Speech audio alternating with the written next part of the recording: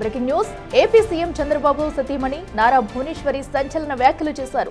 తమ కుటుంబానికి ముప్పు ఉందన్నారు. ఇప్పటికీ తమ ఫ్యామిలీని బెదిరిస్తున్నారంటూ చెబుతున్నారు.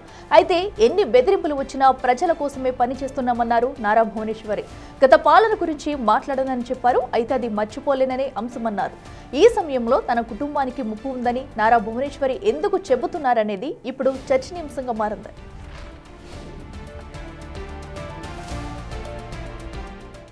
కుటుంబం కూడా ఒక త్యాగం చేస్తుంది. I have to tell you, we are facing a lot of threats, but that doesn't matter to my family. At the end, మా ఫ్యామిలీకి మన రాష్ట్రం అనేది చాలా ముఖ్యం. మా కుటుంబం కూడా ఒక త్యాగం చేస్తుంది. రైట్కి మరింత సమాచారం మా ప్రతినిధి దామోదర్ లైవ్లో అందిస్తారు. దామోదర్, చెప్పండి, ఏదైతే సీఎం చంద్రబాబు సతీమణి ఇప్పుడు నారా భువనేశ్వరి చేసిన వ్యాఖ్యలైతే సంచలనం రేపుతున్నాయని చెప్పాలి. తమ కుటుంబానికి హాని ఉందంటూ కూడా ఆవిడ చెప్పుకొస్తున్న తీరు మనం చూస్తున్నామంటే ఎందుకు ఇలా చెప్పవలసి వచ్చింది? సో ఏదైనా ఇష్యూ జరిగిందా లేదా జరగబోతుందా అనేది ముందుగా ఊహించారనేది కూడా ప్రస్తుతం అయితే కొన్ని ప్రశ్నలు తలెత్తుతున్నాయి. అసలు డీటెయిల్స్ ఏంటి? అఖిల 3 రోజుల పర్యటనకు కుప్పంలో ప్రస్తుతం నారా భువనేశ్వరి పర్యటిస్తున్నారు. నిన్న ఆమె కుప్పంలోని ద్రవిడ యూనివర్సిటీ విద్యార్థులతో పాటు అదేవిధంగా ఎంటర్‌ప్రెన్యూర్స్తో సమావేశమయ్యారు. ఈ సందర్భంగా ఆమె సుమారు ఒక అరగంట పాటు వారిని ఉద్దేశించి ప్రసంగించారు. ఈ ప్రసంగంలో అనేక అంశాలను ఆమె ప్రస్తావించారు. ముఖ్యంగా యువత ఏ విధంగా ఉండాలన్న విషయం మీద ఆమె ప్రత్యేకంగా మాట్లాడారు. దీంతోపాటు ఏదైతే గతంలో రాజమండ్రి ఏదైతే చంద్రబాబు నాయుడు అరెస్ట్ అయిన సందర్భంగా తమ కుటుంబానికి రాష్ట్రంలోను దేశంలోను ప్రపంచవ్యాప్తంగా ఉన్న తెలుగువారు ఏ విధంగా తమ కుటుంబాన్ని ఓన్ చేసుకుని తమకు మద్దతుగా వచ్చారు, వీధుల్లోకి వచ్చారు, ఇది మర్చిపోలేని అంశము. ఆ సమయంలోనే తనకు ఈ ఏదైతే ఈ విషయాల పట్ల ఆసక్తి ఏర్పడి తాను కూడా ముందుకు రావడం జరిగిందని చెప్పారు. ముఖ్యంగా ఏదైతే చంద్రబాబు అరెస్ట్ సమయంలో అటు మొత్తం రాష్ట్రమంతా తమ కుటుంబ సభ్యుల్లాగా భావించారంటూ కూడా ఆమె చెప్పుకొచ్చారు. ఆ తర్వాత అదే విషయాన్ని మాట్లాడుతూ యువత దేశము రాష్ట్రము దేశ భవిష్యత్తు పట్ల ఏదైతే అంకితం కావాలి, దేశం గురించి పోరాటం చేయాలంటూ కూడా ఆమె చెప్పారు. అదేవిధంగా దేశ అభివృద్ధిలో భాగస్వాములు కావాలి, దేశ రక్షణ విషయంలో పోలీసులు ఇంటెలిజెన్స్ వ్యవస్థ ఉంది కదా అంటూ ఏదైతే అటు వదిలేయకూడదు, తమ కుటుంబం కూడా త్యాగాలకు సిద్ధంగా ఉంది, తమకు ఇప్పటికీ థ్రెటనింగ్ కాల్స్ ఏదైతే బెదిరింపులు వస్తున్నాయి అయినా తాము ఇవేవి లక్ష్య పెట్టము, తమకు తమ కుటుంబానికి రాష్ట్రాభివృద్ధి ముఖ్యమంటూ వారు ఈ సందర్భంగా యువకులను ఉద్దేశించి మాట్లాడారు. ముఖ్యంగా గత 5 సంవత్సరాలు వైసీపీ పాలనలో అనేక ఇబ్బందులు ఎదుర్కొన్నాం, దాని గురించి తాను మర్చిపోలేను, అయితే దాని గురించి ఇప్పుడు మాట్లాడాల్సిన అవసరం లేదంటూ కూడా ఆమె చెప్పుకొచ్చారు. ముఖ్యంగా 25 నిమిషాల పాటు జరిగిన సుదీర్ఘంగా ఆమె ప్రసంగంలో అనేక అంశాలను ప్రస్తావించారు. ముఖ్యంగా యువత సెల్ ఫోన్కు ఏదైతే బానిస కాకూడదు, సెల్ ఫోన్కు ఏదైతే టెక్నాలజీని వాడుకొని ముందుకు వెళ్ళాలని, కానీ టెక్నాలజీకి బానిస అయితే అనేక ఇబ్బందులు ఏర్పడతాయంటూ కూడా హితబోధ చేశారు. ముఖ్యంగా ఏదైతే థ్రెటనింగ్ కాల్స్ విషయం గురించి మాట్లాడుతూ ప్రస్తుతం అనేక మంది అనేక రకాలుగా మాట్లాడుతుంటారు, సోషల్ మీడియాలో కానీ అదే వివిధ రకాలుగా బెదిరించడానికి ప్రయత్నిస్తున్నారు, వాటిని ఏమాత్రం లక్ష్య పెట్టకూడదంటూ తమ కుటుంబం కానీ చంద్రబాబు నాయుడు కానీ అదేవిధంగా లోకేష్ కానీ రాష్ట్రాభివృద్ధికి ఏ విధంగా పనిచేస్తున్నారన్న విషయాన్ని కూడా చెప్పుకొచ్చారు. ముఖ్యంగా సిఐఈ సదస్సు అత్యంత విజయవంతమైంది, లక్షల కోట్ల రూపాయలు రాష్ట్రంలో పెట్టుబడి పెట్టడానికి అందరూ ముందుకు వస్తున్నారు. ఈ విషయంలో లోకేష్ యొక్క శ్రమ కూడా గుర్తించదగ్గదంటూ కూడా ఆమె ఈ సందర్భంగా తమ కుమారుని గురించి కూడా ప్రస్తావించారు. మొత్తం మీద కుప్పం ప్రజలు తమ కుటుంబానికి ఏ విధంగా మద్దతుగా ఉన్నారో వారికి కూడా తాము రుణపడి ఉంటామని చెప్పారు. అయితే ఏదైతే ఆమె కొంత ఎమోషన్ అయ్యారు ఏ విషయంలో, ఏదైతే చంద్రబాబు అరెస్ట్ తర్వాత రాజమండ్రిలో తాము ఉన్నప్పుడు అదేవిధంగా చంద్రబాబు అరెస్ట్ సమయంలో ప్రజలు తమకు ఏ విధంగా మద్దతు ఇచ్చారు, తమ కుటుంబాన్ని ఏ విధంగా ప్రజలు మద్దతు ఇచ్చి తమకు ఏదైతే తర్వాత ఎలక్షన్స్లో తమకు ఏ విధంగా తిరుగులేని మెజార్టీ ఇచ్చారన్న విషయం మీద కూడా ఆమె కొంత ఎమోషన్గా మాట్లాడాడు. అంటే తమ కుటుంబాన్ని రాష్ట్ర ప్రజలంతా తమ కుటుంబంగా ఓన్ చేసుకున్నారంటూ కూడా ఈ సందర్భంగా ఆమె ప్రస్తావించారు. ఈ రాష్ట్రం అభివృద్ధి ముఖ్యము, అది చంద్రబాబు నాయుడుకు అయితే ఈ రాష్ట్ర అభివృద్ధి తప్ప వేరే విషయాల గురించి ఆయన పట్టించుకోడు, అందుకోసమే ఆయన నిరంతరము పనిచేస్తున్నాడు, ఆయనకు మద్దతుగా తమ కుటుంబం కూడా పనిచేస్తుంది. అయితే వ్యాపారాలు నిర్వహించేటప్పుడు కానీ ఏదైనా పని చేసేటప్పుడు ఖచ్చితంగా ఏసీ రూముల్లో కూర్చోకూడదు. ఒక కార్యనిర్వాహక ఏదైతే ఒక కంపెనీ యజమానిగా కానీ ఒక సంస్థను నడిపించేటప్పుడు ఏసీ రూముల్లోని కూర్చొని పర్యవేక్షణ చేయకూడదు, క్షేత్రస్థాయిలో వెళ్ళాలి. తాను అదేవిధంగా పనిచేశాను. హెరిటేజ్ కానీ ఇతర సంస్థలు కానీ ఈ స్థాయికి రావడానికి ఎన్టీఆర్ ట్రస్ట్ యొక్క సేవలు ఈ విధంగా ప్రజలకు అందడానికి కారణం కూడా తాను క్షేత్రస్థాయిలో పూర్తి విషయాలు తెలుసుకొని ముందుకు వెళ్తుండడం వల్ల ఈ విధంగా జరిగిందన్నారు. అయితే థ్రెటనింగ్ కాల్స్ గురించి ముందు మాట్లాడుతున్నప్పుడు యువతకు ఒక మెసేజ్ ఇస్తూ ఈ విధంగా థ్రెటనింగ్ కాల్స్ వచ్చినప్పటికీ భయపడడం లేదు, తమ కుటుంబం త్యాగం చేయడానికి సిద్ధంగా ఉంది, అందులో ఎలాంటి ఇబ్బందులు ఎదుర్కోవడానికైనా తమ కుటుంబం సిద్ధంగా ఉందంటూ చెప్పుకొస్తూ ఇప్పటికీ ఏదైతే అధికారంలో ఉన్నప్పటికీ ఇప్పటికీ కొంత బెదిరింపులు వస్తున్నప్పటికీ తాము ఆ విషయాలను పట్టించుకోమంటూ కూడా చెప్పుకొచ్చారు. మొత్తం మీద జరిగే 27 నిమిషాల పాటు ఆమె ఈ ప్రసంగం చేశారు. ఆ తర్వాత ఏదైతే విద్యార్థులు అడిగిన ప్రశ్నలకు కూడా ఆమె సమాధానాలు చెప్పారు. ఏదైతే విద్యార్థులను యువతను ప్రోత్సహించే విధంగా వారిని ఉత్తేజపరిచే విధంగా ఈ ప్రసంగాన్ని ఇస్తూనే అందులో తమ కుటుంబానికి వచ్చిన బెదిరింపులు కూడా చెప్పుకొచ్చారు. Akhila right Damodar, thank you. So ఏదైతే ప్రస్తుతం అటు సీఎం భార్య నారా భువనేశ్వరి చేసిన వ్యాఖ్యలైతే అటు తెలుగు రాష్ట్రాల్లో సంచలనంగా మారాయని చెప్పాలి. సో తమ కుటుంబానికి ముప్పు ఉందంటూ కూడా ఆమె ఆవేదన వ్యక్తం చేశారు. ఒకసారి ఆవిడ ఏమన్నారో కూడా చూద్దాం. కుటుంబం కూడా ఒక త్యాగం చేస్తుంది. I have to tell you, we are facing lot of threats, but that doesn't matter to my family. At the end, my family ki mana right, more details మా ఎగ్జిక్యూటివ్ ఎడిటర్ అశోక్ లైవ్లో అందిస్తారు. అశోక్, మనం చూస్తున్నాము ఒక రాష్ట్రాన్ని పాలించే సీఎం భార్య ఇలాంటి వ్యాఖ్యలు చేయడం అనేది ఇప్పుడు చర్చనీయాంశంగా మారిందని చెప్పుకోవాలి. ఏకంగా మా కుటుంబానికి ముప్పు ఉంది, బెదిరింపు కాల్స్ వస్తున్నాయంటూ కూడా ఆవిడ ఆవేదన వ్యక్తం చేస్తారు. అయినా కూడా మేము ప్రజల కోసం కష్టపడి పని చేస్తామంటూ కూడా వస్తున్న తీరు మనం చూస్తున్నాం.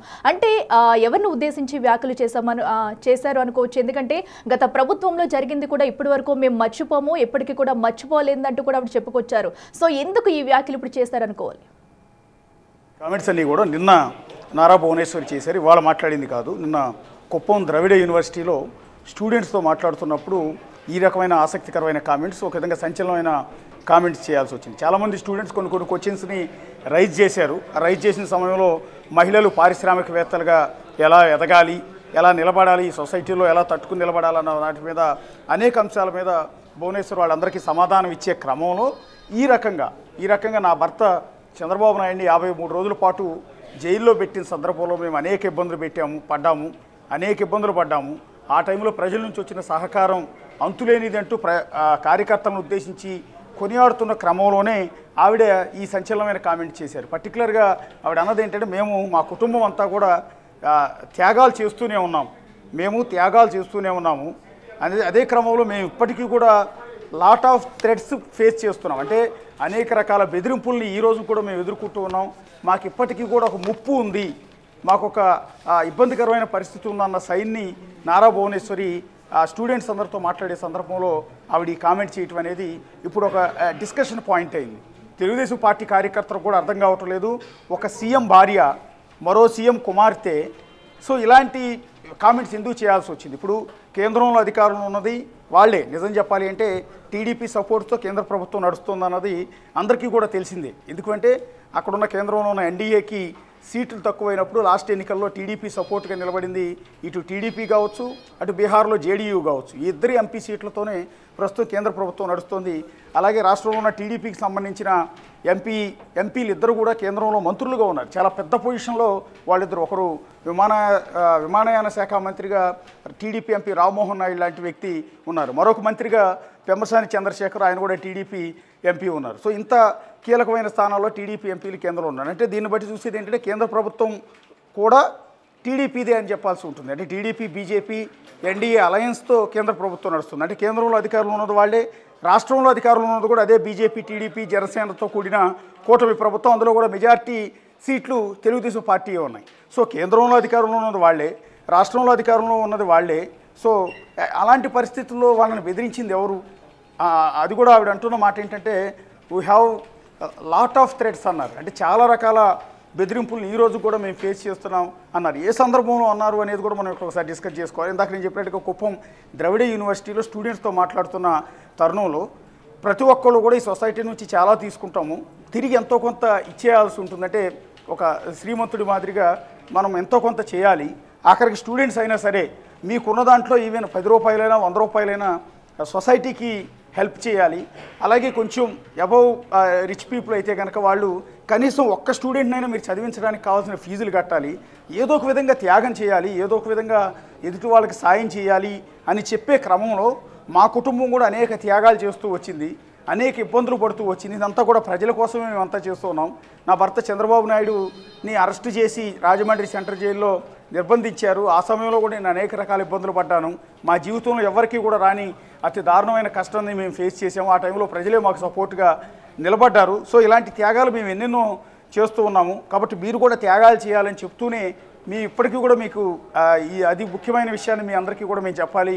మాకు ఇప్పటికీ థ్రెట్ ఉంది, మాకు ఇప్పటికీ ముప్పు ఉంది, అయినా కూడా మేము వాటిని పట్టించుకోవటం లేదు, ప్రజల కోసమే ముందుకు సాగుతున్నామని అన్నారు. అంటే భువనేశ్వరి ఎవరిని ఉద్దేశించి అన్నారు అనేది క్లియర్ కట్ మనం చెప్పాల్సిన అవసరం లేదు. కానీ చెప్పిన సందర్భం ఉంది. అది యూనివర్సిటీలో విద్యార్థులతో మాట్లాడుతున్న సందర్భంలో తన ఫ్యామిలీకి థ్రెట్ ఉన్న విషయాన్ని ఎందుకు ప్రస్తావించారనేది ఇక్కడ ఆసక్తికరమైన విషయం. చాలా ఆవేదనగానే నారా భువనేశ్వరి ఆ మాటల్లో చెప్పారు. పర్టికులర్గా ఆవిడ ఎప్పుడు చెప్పినా కూడా రాష్ట్రంలో ప్రతిపక్ష పార్టీ హోదాలో ఉన్న వైఎస్ఆర్ కాంగ్రెస్ పార్టీని సహజంగా విమర్శిస్తారు. ఎందుకంటే ఆవిడ స్పీచ్లో ఆ అంశాన్ని కూడా ప్రస్తావించారు.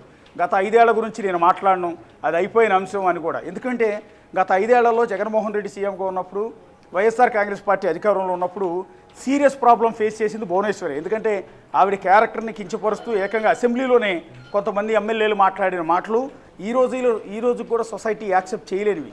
సో అత్యంత భువనేశ్వరి బాధపడిన అంశం కూడా అదే.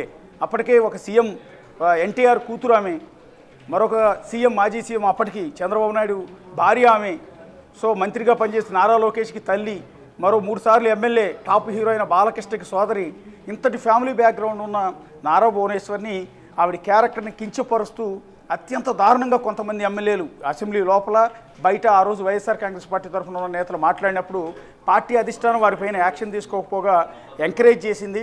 అట్లాగే వైఎస్ఆర్ కాంగ్రెస్ పార్టీ అనుబంధంగా ఉన్న వైఎస్ఆర్ సోషల్ మీడియాలో భువనేశ్వర్ని ఉద్దేశించి అత్యంత దారుణంగా పోస్టులు పెట్టారు. సో ఆవిడ శీలాన్ని కూడా కించపరుస్తూ పోస్టులు పెడితే ఏకంగా చంద్రబాబు నాయుడు ఆ రోజు అసెంబ్లీలో కన్నీరు పెట్టుకుంటూ అసెంబ్లీ నుంచి వెళ్ళిపోయిన పరిస్థితులు చూసాం. ఆ తర్వాత పార్టీ ఆఫీసులో ప్రెస్ మీట్ బట్టి జనాల ముందు బోరును వెలిపించిన పరిస్థితులు ఉన్నాయి. ఇవన్నీ కూడా ఆ కుటుంబంలో ఎప్పుడూ కూడా రానివి. సో ఇన్నేళ్ళు వాళ్ళ కుటుంబం నుంచి ఇంతమంది సీఎంలు అయినా కూడా, ఇంతమంది ఎమ్మెల్యేలు అయినా కూడా ఇంత దారుణమైన పరిస్థితి పరాభవాన్ని ఎప్పుడు కూడా ఎదురు చూడాలి.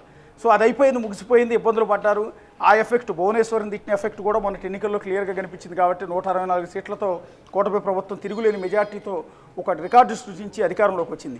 ఇంత అధికారంలోకి వచ్చి ఈరోజు కేంద్ర ప్రభుత్వాన్ని కూడా టీడీపీ నిలబెట్టే పొజిషన్లో ఉన్న సందర్భంలో ఇప్పుడు ఒక సీఎం భార్య హోదాలో ఆవిడ ఎందుకు మాకు ఇప్పటికీ థ్రెట్ ఉంది, ఇప్పటికీ మాకు అనేక రకాలైన ఇబ్బందులు ఫేస్ చేస్తున్నాం మేము అని ఎందుకు చెప్పాల్సి వచ్చింది అనేది వెరీ ఇంట్రెస్టింగ్. అది వైఎస్ఆర్ కాంగ్రెస్ పార్టీని ఉద్దేశించి అన్నారు. కానీ ఏ రకమైన థ్రెట్ ఉంది, ఏ రకమైన ముప్పు ఆ ఫ్యామిలీకి వాడి నుంచి ఉంది అనేది ఆవిడ పూర్తి స్థాయిలో ఎక్స్ప్లెయిన్ చేసే ప్రయత్నం అయితే ప్రస్తుతం చేయలేదు. ఎస్, మీరు చెప్పినట్టుగా కూడా మనం చూస్తున్నాం. ఎందుకంటే గత ప్రభుత్వ హయాంలో ఎన్ని బాధలు పడ్డారు, ఒక అటు సీఎం భారీగా కూడా ఆవిడ పడిన బాధ ప్రతిదీ చాలా మంది సోషల్ మీడియాలో సహా ఆవిడని కించపరుస్తూ చేసిన మాటలు, సో అన్నింటినీ కూడా తట్టుకొని ప్రజల్లోనే ఉంటూ ప్రజల్లో మమైకమై ఈ రోజు అయితే ఒక భారీ మెజారిటీతో కూటమి ప్రభుత్వాన్ని నడిపిస్తుంది. సో ఇప్పుడు కూడా సో అదే ప్రాబ్లమ్స్ ఫేస్ చేస్తున్నామంటూ చెప్పడం అయితే చర్చనీయాంశంగా మారిందని చెప్పుకోవాలి.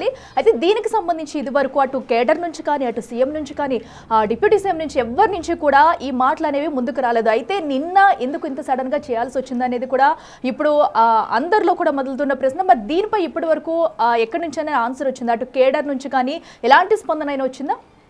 అంటే ఇది బేసిక్గా నారా భువనేశ్వరి మాట్లాడటం చాలా అరుదైన సందర్భాల్లో మాత్రమే ఆవిడ మాట్లాడుతూ ఉంటారు. అనేక ప్రోగ్రామ్స్కి అటెండ్ అయినా కూడా స్టేజ్ మీద స్పీచ్లు ఇవ్వటం అనేది ఆవిడ మొదటి నుంచి కూడా నచ్చదు అనుకుంటాను. బహుశా ఎక్కడ పెద్దగా మాట్లాడరు, చాలా రేర్గా మాట్లాడుతూ ఉంటారు. నిన్న కూడా కుప్పం వెళ్ళిన సందర్భంలో, ఇవాళ కూడా కుప్పంలోనే ఉన్నారు. కుప్పంలో జలహారతి కార్యక్రమంలో పాల్గొన్నారు. సో పార్టీ యాక్టివిటీస్లో పాల్గొంటూ ఉన్నారు, డెవలప్మెంట్ యాక్టివిటీస్లో పాల్గొంటూ ఉన్నారు. అక్కడే ఇల్లు కూడా కట్టుకున్నారు. సో చంద్రబాబు నాయుడు అండ్ భువనేశ్వరి గృహప్రవేశం కూడా చేశారు. So maximum Chandrababu Naidu MLA హోదాలో అక్కడికి వెళ్ళి ప్రజలతో ఉండటం సాధ్యం కాదు. కాబట్టి సో ఆయన సీఎం హోదాలో ఎక్కడుండి రాష్ట్రం మొత్తాన్ని నడిపించాలి. కాబట్టి సో ఇక్కడ భువనేశ్వర్ గారు అక్కడ అందుబాటులో ఉండి చంద్రబాబు తరఫున కార్యకర్తలందరికీ కూడా అందుబాటులో ఉంటున్నారు. సో యాక్టివిటీస్ అన్నీ కూడా చేస్తున్నారు. ఆవిడ మాట్లాడటం మాత్రం చల్లదు. ఇవాళ మీరు అన్నట్టు నిన్న ఏదైతే మా కుటుంబానికి ఇప్పటికీ థ్రెట్ ఉంది అన్న అంశం బయటికి రిజిస్టర్ కాలేదు ఎక్కడ కూడా. మీరు గమనిస్తే సోషల్ మీడియాలో కూడా భువనేశ్వర్ అన్న కామెంట్స్ బయటికి కనెక్ట్ కాలేదు. ఒకవేళ కనెక్ట్ అయ్యి ఉంటే టీడీపీ కార్యకర్తలు ఈ పాటికే మొత్తం సోషల్ మీడియా మొత్తం పబ్లిష్ చేసి ఉండేవారు. ఎందుకు ఎవరి నుంచి బెదిరింపులు వస్తున్నాయి ఏంటనేది విపరీతమైన డిస్కషన్ పాయింట్ ఉండేది. నిన్న కుప్పం ద్రవిడ యూనివర్సిటీలో మాట్లాడిన ఈ వీడియో అనేది బయటికి ఎక్స్పోజ్ కాలేదు. అందువల్ల ఇంతవరకు ఎక్కడి నుంచి కూడా రియాక్షన్ అనేది పెద్దగా లేదు. రెండోది, దీని మీద వైఎస్ఆర్ కాంగ్రెస్ పార్టీ ఏ విధంగా రియాక్ట్ అవుతుందని కూడా చూడాల్సి ఉంటుంది. ఎందుకంటే ఇప్పుడు మనం ఆవిడ డైరెక్ట్గా చెప్పకపోయినా కూడా మనం స్పష్టంగా చెప్పొచ్చు, వైఎస్ఆర్ కాంగ్రెస్ పార్టీని ఉద్దేశించి భువనేశ్వర్ ఆ రకమైన కామెంట్ చేశారు అని. సో వైఎస్ఆర్ కాంగ్రెస్ పార్టీ నేతల నుంచి థ్రెట్ ఉందనుకుంటున్నారా, లేకపోతే వైఎస్ఆర్ కాంగ్రెస్ పార్టీ సోషల్ మీడియాలోనే ఆవిడ గతంలో అత్యంత దారుణంగా అవమానించారు, కించపరిచారు కాబట్టి సోషల్ మీడియా నుంచి థ్రెట్ ఉందనుకుంటూ ఉన్నారా? ఎందుకంటే ఇప్పటికి కూడా వైఎస్ఆర్ కాంగ్రెస్ పార్టీలో చాలామంది ఆమెను కించపరుస్తూ పోస్టులు పెడుతూనే ఉన్నారు. చాలామందిని YSR Congress party social media wings ఎవరైతే చంద్రబాబు నాయుడిని, లోకేష్ని, భువనేశ్వర్ గారిని ఉద్దేశించి తప్పుడు పోస్టులు పెట్టారో వాళ్ళందరినీ అరెస్టులు చేస్తూనే ఉన్నారు. వాళ్ళు బెయిల్ మీద బయటకు వస్తున్నారు, మళ్ళీ యథావిధిగా పోస్టులు పెడుతూనే ఉన్నారు. ఈరోజు కూడా భువనేశ్వరి గారి నుంచి లోకేష్ గారిని ఉద్దేశించి ఇదే దారుణమైన పోస్టులు పెడుతూనే ఉన్నారు. సో వాటిని ఉద్దేశించి బాధపడుతూ ఎవడు ఈ మాట ఏమన్నా అన్నారా అనేది చూడాల్సి ఉంటుంది. ఇంకో క్వశ్చన్ మనకి రైజ్ అవ్వచ్చు. సో ఎందుకంటే ఇప్పుడు యాజ్ యూజువల్ గా అటు రాష్ట్రాన్ని అయితే నడిపిస్తున్న కుటుంబంగా కాకుండా, ఎందుకంటే ఎవరికి ఏ ప్రాబ్లం వచ్చినా ఇలాంటి కాల్స్ వచ్చినా వెంటనే రియాక్ట్ అవుతుంది గవర్నమెంట్. సో ఎవరి నుంచి బెదిరింపు కాల్స్ వచ్చినా కూడా దానిపై చర్యలు తీసుకుంటూ చెప్పుకుంటూ ఆదేశిస్తూ వస్తారు సీఎం. ఒకవేళ సీఎం భారీగా కాకపోయినా ఒక ఫ్యామిలీ మెంబర్లు అయినా కూడా అటు భువనేశ్వరి ఈ విషయాన్ని అయితే ఇంట్లో డిస్కస్ చేసింది అనుకోవచ్చా? ఇన్ కేస్ అటు చంద్రబాబుతో కానివ్వండి, లేదంటే కొడుకు లోకేష్తో కానివ్వండి, వీరి మధ్య డిస్కషన్ జరిగిందా? ఒకవేళ జరగకుండానే తనలోనే ఈ మనోభావన అంతా కూడా తను మోస్తుంది అనుకోవచ్చా? సో ఎందుకంటే తను ఒక చాలా స్ట్రాంగెస్ట్ పర్సన్ మనం చూస్తూ వచ్చాము. చంద్రబాబు నాయుడు జైల్లో ఉన్నప్పుడు కూడా ఇటు ప్రజలతో మమేకమయ్యి ఎలాంటి పోరాటాలు చేస్తుందని కూడా. సో ఈ విషయం అంతా కూడా అసలు వీళ్ళ మధ్య తెలిసిందనుకోవచ్చా, తెలియకుండానే ఇదంతా జరుగుతుంది అనుకోవచ్చా? బేసిక్గా వాళ్ళతో డిస్కస్ చేయకుండానే బయట మాట్లాడింది అని అనుకోవాలి. ఎందుకు అంటే ఇంట్లో ఒకవేళ డిస్కస్ చేస్తుంటే ఈక్వేషన్స్ వేరుగా ఉండేవి, దాని మీద చర్యలు ఉండేవి. సో ఏం చేస్తుండేవారు, ఎవరెవరి నుంచి థ్రెట్ ఉంది, ఏ రకమైన, ఒకవేళ ఆవిడకి ఏమన్నా నేరుగా కాల్స్ వచ్చాయా, మెసేజెస్ ఏమైనా వచ్చాయా, మెయిల్స్ ఏమైనా వచ్చాయా, వాటిని మనసులోనే దాచుకుని బాధపడుతూ ఉన్నారా? ఇవన్నీ చంద్రబాబు నాయుడుతో లోకేష్తో డిస్కస్ చేస్తుంటే ఈక్వేషన్స్ వేరుగా ఉంటాయి. ఇవాళ పబ్లిక్గా ఆవిడ మాట్లాడే అవకాశం ఉండేది కాదు. ఇక్కడ కూడా ఒక కుటుంబాల త్యాగాల గురించి, ప్రజలు చేయాల్సిన త్యాగాల గురించి చెప్పే క్రమంలో ఈ అంశాన్ని ఒక్కసారిగా చెప్పారు తప్ప ఉద్దేశపూర్వకంగా చెప్పాలనుకుని ఈ అంశాన్ని ప్రస్తావించలేదు. ఆవిడ చాలా ఎమోషన్గా మాట్లాడారు, చాలా ఆవేశంగా మాట్లాడారు, చాలా టెంపర్తోనే కొంత మాట్లాడే ప్రయత్నం చేస్తున్న సందర్భంలో భువనేశ్వరి ఈ మాటను కొంత స్లిప్ అయ్యారు. ఏదైతే మా కుటుంబం మొత్తం త్యాగాలు చేస్తూనే ఉంది, మాకు ఇప్పటికీ కూడా థ్రెట్స్ వస్తూనే ఉన్నాయి, అయినా కూడా మేము లెక్క చేయట్లేదు, ప్రజల కోసమే మేము బతుకుతున్నాం అనే మాట ఓవర్ ఫ్లోలో చెప్పేశారు. సో అంటే మనసులో ఉన్న మాటని పైకి జనాల ముందు విద్యార్థులను చూడగానే ఆవిడ ఎమోషనే చెప్పేసినట్టున్నారు. సో కుటుంబ సభ్యులకు బహుశా వీడి మాటల గురించి తెలిసి ఉండదు. రెండోది, ఈ కామెంట్స్ నిన్నటి నుంచి ఇప్పటివరకు రీచ్ కాల. బహుశా ఇప్పుడు మనం టెలికాస్ట్ చేసిన తర్వాత జనానందరికీ కూడా రీచ్ అయ్యి ఉంటుంది. అయ్యో నిన్న భువనేశ్వర్ గారు ఇలా కామెంట్ చేశారా, ఎలా అన్నారా అన్న డిస్కషన్ టీడీపీలో కావచ్చు, వైసీపీలో కావచ్చు, జనసేనలో కూడా ఇది ఒక డిస్కషన్ పాయింట్ అవుతుంది. ఎందుకు భువనేశ్వర్ గారు అన్నారన్న మాట కూడా వాళ్ళందరిలో మొదలవుతూ ఉంటుంది. మీరు అన్నట్టుగా ఆవిడకి సపోర్ట్గాను, వ్యతిరేకంగాను, లేకపోతే కోచింగ్ చేస్తున్న చాలామంది సోషల్ మీడియాలో పెట్టే అవకాశం ఉంటుంది. ఇది ఇంతవరకు జనానికి పెద్దగా ఎక్స్పోజ్ కాలేదు కాబట్టి దీని గురించి డిస్కస్ కాలేదు. ఇప్పుడు భువనేశ్వరి చేసిన కామెంట్స్ మీరు అన్నట్టుగా అది టీడీపీ క్యాడర్కి, టీడీపీ అధిష్టానానికి, చంద్రబాబు నాయుడు గారికి, లోకేష్ గారికి కూడా బహుశా ఇప్పుడు కనెక్ట్ అవుతాయి వాళ్ళు. ఎందుకంటే నిన్న భువనేశ్వర్ గారు కుప్పం వెళ్ళారు కాబట్టి ఆవిడ ఎక్కడెక్కడ ఏం మాట్లాడారు అనేది పొద్దున్న సాయంత్రం వరకు స్పీచ్ ఎదురుగా పెట్టుకుని భువనేశ్వర్ గారు, లోకేష్ గారు, చంద్రబాబు గారు వాళ్ళు కూర్చుని వినే అవకాశం ఉండదు, వాళ్ళకంత టైం కూడా ఉండదు. సో అది ఏ సోషల్ మీడియా ద్వారానో, మీడియా ద్వారానో అవి టెలికాస్ట్ అయినప్పుడు వాటిని ఆ టీం ఏదైతే ఉంటుందో వాళ్ళ సోషల్ మీడియా టీం నిన్న భువనేశ్వర్ గారు ఇలా అన్నారు ఈ సందర్భంలో అన్న మాటని లోకేష్ గారి దృష్టికో, చంద్రబాబు గారి దృష్టిగా తీసుకెళ్తే వాళ్ళు దాని గురించి ఆరాధీసే అవకాశం ఉంటుంది తప్ప ఆవిడ నిన్న మాట్లాడిన స్పీచ్ అంతా వాళ్ళకి వినే అంత ఓపిక ఉండదు, తీరిక కూడా ఉండదు. ఎస్ అశోక్, మనం చూడొచ్చు ఇప్పుడు మీరు చెప్పినట్టుగానే నిన్న మాట్లాడిన మాటలను ఒకవేళ స్లిప్ అయి ఉంటారు కనుక, ఎందుకంటే తను ఎక్కడికి వచ్చినా కూడా చాలా సంతోషంగా అందరితో మమేకమై మాట్లాడుతూ ఉంటుంది. యాజ్ వెల్ నిన్న మాట్లాడిన తీరు మనం చూసుకుంటే కనుక ఒక్కసారిగా తన మనసులోని మొత్తం ఆవేదనంతా కూడా ఒక్కసారిగా బయట పెట్టిందని అనుకోవచ్చు. తన ఫేస్లో భావన కానీ, తన మనసులో ఉన్న బాధనంతా కూడా ఇన్ని రోజులు దాచుకుని సో బయటికి చెప్పలేక నిన్ననే అక్కడ పొరపాటున చెప్పింది అని అనుకోవచ్చా? సో ఎందుకంటే మనం చూస్తున్నాము తన మాట్లాడిన తీరు కూడా తన మొహంలో అనేది ఆ బాధ అయితే ఎంత క్లియర్ కట్గా కనిపిస్తుందని కూడా. సో ఇప్పటి వరకు ఎవరు గుర్తించకపోవడం వల్లే దీనిని సో ఇంకా ఇది బయటకు రాలేదనుకోవచ్చు. మరి దీనిపై ఇప్పుడు అటు కేడర్ కానివ్వండి లేదంటే వైసీపీ కూడా అలర్ట్ అవుతుంది అనుకోవచ్చా? ఖచ్చితంగా ఇప్పుడు దీని మీద డిస్కషన్ నడుస్తుంటుంది. ఏ సందర్భంలో ఆవిడ అనాల్సి వచ్చింది, ఏ బాధని ఏ అంశాన్ని దృష్టిలో పెట్టుకుని ఆవిడ అనాల్సిన పరిస్థితులు వచ్చాయి, ఆవిడకి ఎవరి నుంచి థ్రెట్ ఉందన్న డిస్కషన్ ఇప్పుడు మొదలవుతుంది. ఇప్పుడు టీడీపీ అధిష్టానం ఆరాధిస్తుంది, వైసీపీలో డిస్కషన్ మొదలవుతుంది. ఎందుకంటే వాళ్ళని ఉద్దేశించి ఆవిడ అన్నది కాబట్టి ఇండైరెక్ట్గా వాళ్ళలో డిస్కషన్ మొదలవుతుంది. ఒక సీఎం హోదాలో అటు కేంద్ర ప్రభుత్వం నడిపిస్తున్న ఒక పార్టీలో కీలకమైన నేతగా ఉన్న ఆవిడ ఈరోజు ఈ రకమైన కామెంట్ చేయడం అనేది అందరినీ ఆశ్చర్యపరిచేది. ఒక విధంగా టీడీపీ క్యాడర్ని ఆందోళనకు గురి చేసేది. ఒకసారి పిలిచారు, ఆ బయట కూడా ఒకసారి ప్లే చేయండి. ప్లే చేస్తే ఆవిడ పలికిన ఆ ఎమోషన్ కావచ్చు, ఆవిడ కళ్ళల్లో కనిపిస్తున్న ఆవేదన కావచ్చు, ఒకసారి ఆ వాయిస్లో చూడొచ్చు. 1-2 సార్లు ప్లే చేయండి. మా కుటుంబం కూడా ఒక త్యాగం చేస్తుంది.